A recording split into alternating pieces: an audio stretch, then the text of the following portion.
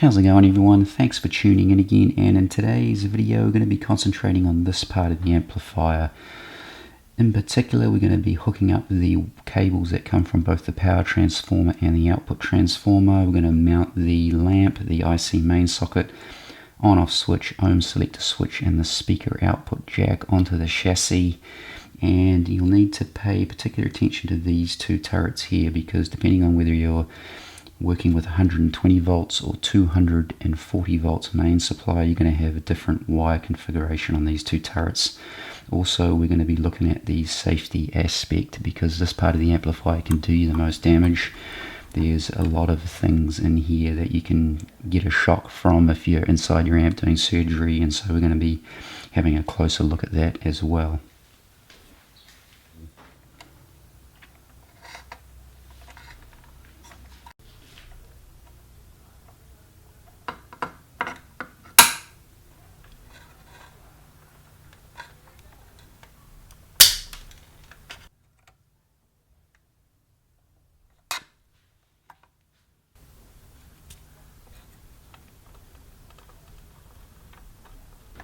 And now we'll do the same for our filament wires.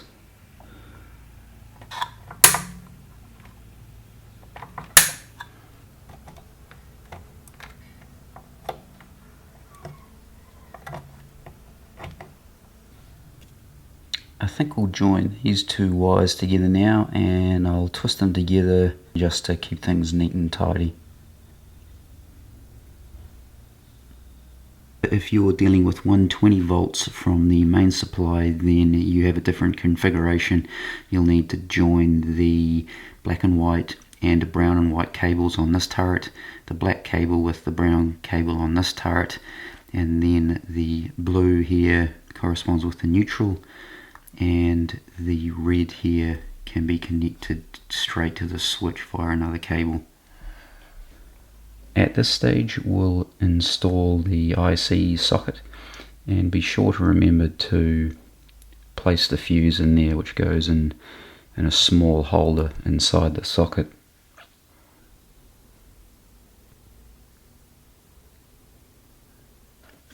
Before we install the IC socket, we're going to connect this ground cable, and that is 6.5 inches long or 165 millimeters.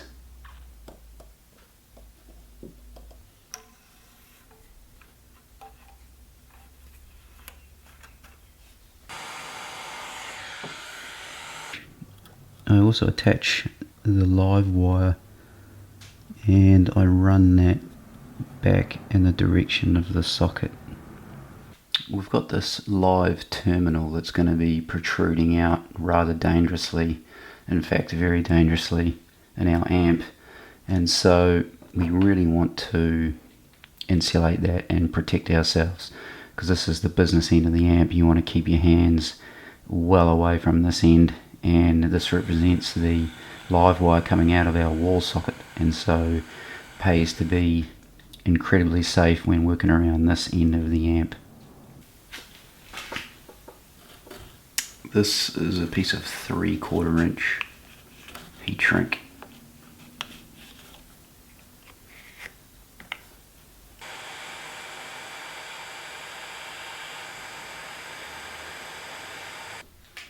That should give us a lot less exposure to the live wire. Just before I put the IC socket in place, I've run the cables that are the extension of the 6.3 volt winding around the back of the chassis in the same fashion as the filament wires, and I've run them up to here, which will power the lamp.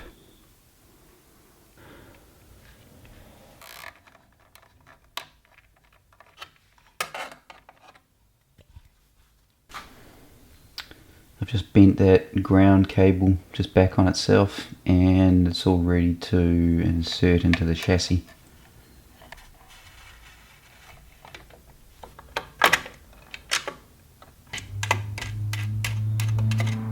I'm going to solder these two ground cables which come from the power transformer, and included in the ground lug this red circle represents the cable that comes from the socket. Now we can put this ground lug on, and this can be a little bit frustrating and a little bit tricky, so just take your time and you'll get there.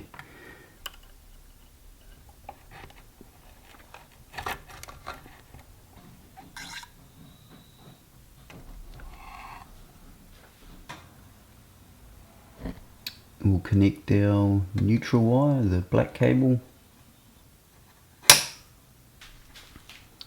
Don't forget your heat shrink. Put that on before you solder the joint.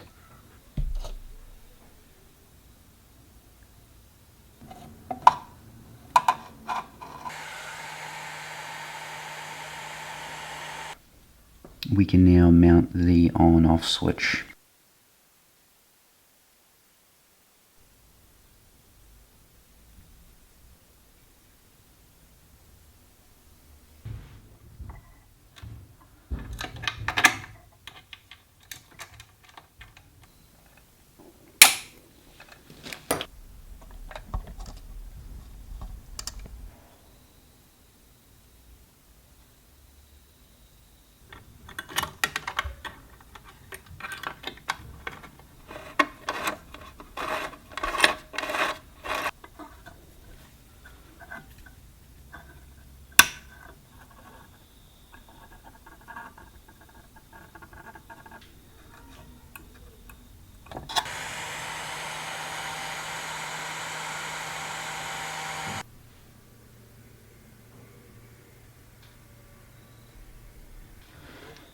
Down near the socket part of the amp is the place where you can really take a nasty shock, especially when you've got exposed terminals like on the switch and on the lamp, and it's best to insulate those points or heat shrink them just to safeguard against accidental contact when you're working inside the amp. We can now solder the turrets that hold the cables from the 6.3 volt winding from the power transformer.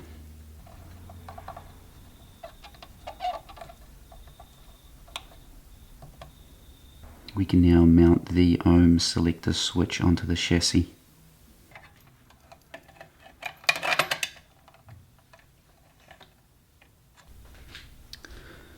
You have to be very careful when you're soldering the output transformer wires to the ohm selector switch, because you can easily melt this plastic.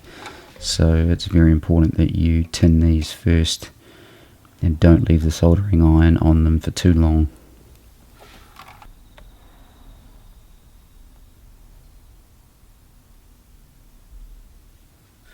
I'm now going to mount the output jack onto the chassis.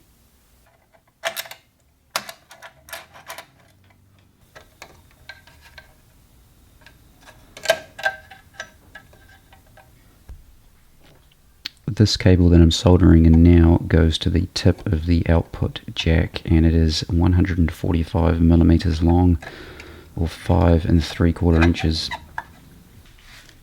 We'll run this cable that goes from the output jack around to the ground strap, and that's 220 millimeters long, or 8 3/4 inches.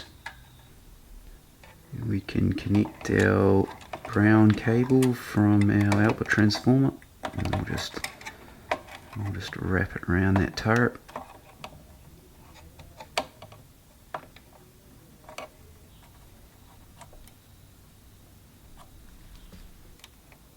We can also put our blue cable from our output transformer in place there on pin number 7.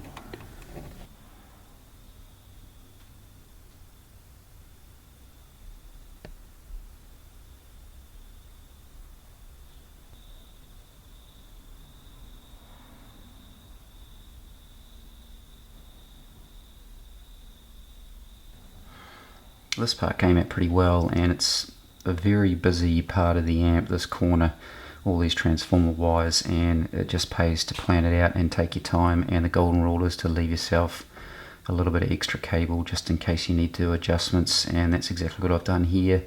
I've left the soldering iron too long on the filament winding turrets, and I melted the insulation a little bit, and I've redone that, and it looks a heck of a lot better now.